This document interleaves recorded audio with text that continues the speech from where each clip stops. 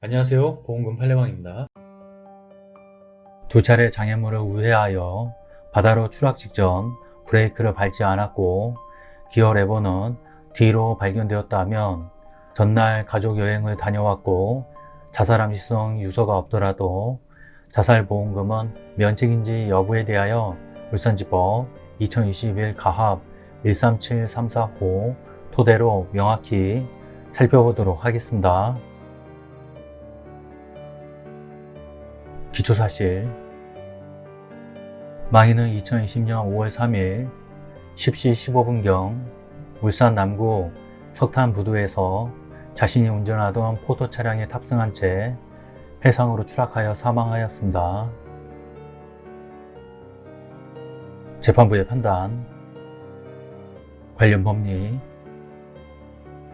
보험금 청구자로서는 피보험자가 예견하지 않은 우연한 기회나 기대할 수 없는 과정을 통해 사고의 발생이 가능하다는 점을 합리적으로 수긍할 수 있을 정도로 증명하여야 사고의 우연성에 관한 입증을 다한 것으로 볼 수 있고, 반면에 보험자로서는 그 사고가 피보험자의 고의에 의하여 발생한 것이라는 점을 일반인의 상식에서 합리적 의심을 배제할 정도로 명백히 증명하여야 보험금 지급 책임을 면한다고 해석함이 타당합니다. 구체적 판단. 유리한 사실 내지 사정. 망인이 이 사건 사고 전에 자살 암시성 유서를 작성하거나 주변의 죽음을 암시하는 태도를 취하였다고 인정할 만한 증거는 없고, 망인이 이 사건 사고 전날 가족인 원고들과 함께 여행을 다녀온 사실이 각 인정되기도 합니다.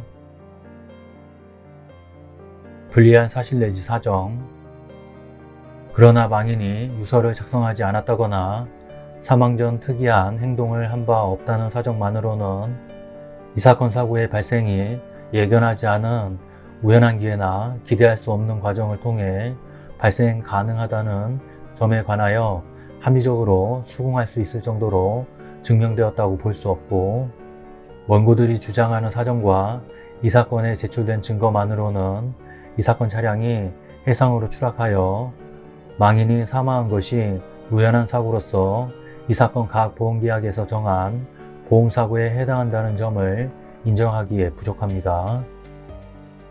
상세한 이유는 다음과 같습니다. 망인은 사망하기 전 제1라는 상호로 무역, 선용품에 대한 도소매업 등 사업을 영위하면서 구체적으로 부두 내 선박에 올라가서 선용품 등을 판매, 설치, 시공하는 업무를 하여 왔는데 약 3년 전부터 사업이 어려워졌고 특히 코로나 사태로 인하여 많은 경제적 어려움을 겪어왔던 것으로 보입니다. 원고 A는 망인의 사망 이후 수사기관에서 망인이 금전적으로 많이 힘들어하였다라고 진술하기도 하였습니다. 원고들은 망인이 업무 때문에 울산항에 자주 출입하였고 이 사건 사고 당일에도 업무 수행을 위해 울산항에 출입한 것이라면서 망인이 이 사건 사고 장소에 출입한 경위를 주장하고 있습니다. 그러나 망인이 이 사건 사고 당시 울산항에서 어떠한 업무를 수행한 것인지, 누구를 만나기로 예정돼 있었던 것인지 등을 알 수 있는 증거는 제출된 바 없고, 오히려 망인에 대한 2020년 5월 1일부터 2020년 5월 3일까지의 통신자료에 따르면 업무와 관련된 연락은 전혀 없는 바 망인이 업무 수행 목적으로 울산항에 출입하였다고 볼 만한 사정은 찾아보기 어렵습니다. 울산해양경찰서의 내사결과 보고서에 울산항 경비본부 종합상황실 CCTV에 2020년 5월 3일 09시 38분경 변사자가 평소 운전하는 파란색 포터 차량이 울산 본항 5부두 입구를 통해 출입하여 5부두에서 석탄부두를 약 32분간 이동하는 장면이 확인되며 라고 기재되어 있습니다. 이에 비추어 보면 이 사건 차량이 석탄부두에 정차되기까지 차량 운행에는 별다른 장애가 되는 사정은 존재하지 않았던 것으로 보입니다. 그런데 망인은 석탄부두에서 창고 건물을 바라보게 이 사건 차량을 정차한 상태에서 10시 14분 54초 이 사건 차량을 창고 건물 방향으로 하여 전진하던 중 10시 14분 58초 이 사건 차량의 진행 방향을 우측으로 돌려 창고 건물을 피하여 진행하였고, 창고 건물을 우회하는 도중에는 10시 15분 04초 및 10시 15분 08초 브레이크 페달을 2번 밟아 이 사건 차량이 진행되던 속도를 완전히 저감시켰으면서도 10시 15분 12초부터 10시 15분 14초까지 갑자기 이 사건 차량을 급가속하였다가 10시 15분 14초에는 전방에 설치되어 있던 구조물을 피하기 위하여 브레이크를 밟으며 이 사건 차량의 방향을 또다시 우측으로 틀면서 그대로 해상으로 추락하였습니다. 망인의 위와 같은 일련의 행동은 자연스럽지 않을 뿐만 아니라 해상으로 추락하기 직전에는 오히려 브레이크 페달에서 발을 떼는 등 해상으로의 추락을 피할 수 있었음에도 위와 같은 행동을 하였는 바 자살의 목적 외에는 망인의 위와 같은 행동에 대한 납득할 만한 이유를 상정하기 어렵습니다. 원고들은 망인이 졸음을 쫓기 위하여 창문을 열어놓고 정차한 후 깜빡 잠이 들었다가 졸음으로 인한 과실로 이 사건 차량을 전진하게 하여 해상에 추락하였을 가능성이 있다고 주장합니다.